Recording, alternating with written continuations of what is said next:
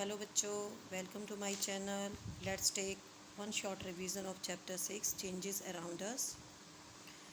Changes that can be reversed are known as reversible changes.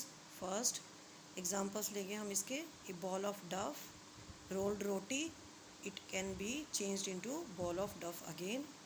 Second, a toy aeroplane made by folding paper. By unfolding it we get it in the original form. Third, balloon expands then contracts, come to its original shape. Changes that cannot be reversed are irreversible changes. First, burning of candle. Second, baked roti. Third, curd formation. Now we will do its NCERT solutions. First, to walk through a waterlogged area, you usually shorten the length of your dress by folding it. Can this change be reversed? This change can be reversed as we can increase the length of our dress by unfolding it.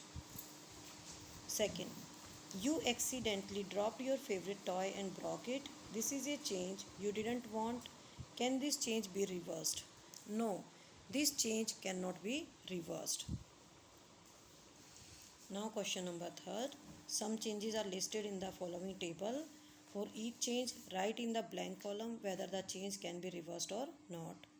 First, the serving of a piece of wood, no.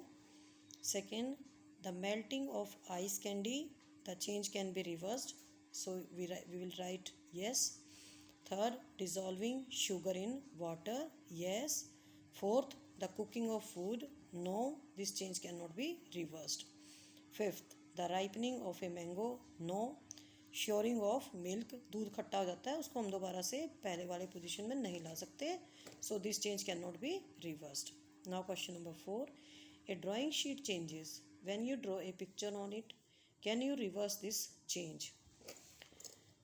If we draw a picture on a drawing sheet by a pencil, we can erase it, so this change can be reversed. But if we draw a picture by pen, we cannot erase it, so this change cannot be reversed. Now question number 5. Give examples to explain the difference between changes that can or cannot be reversed.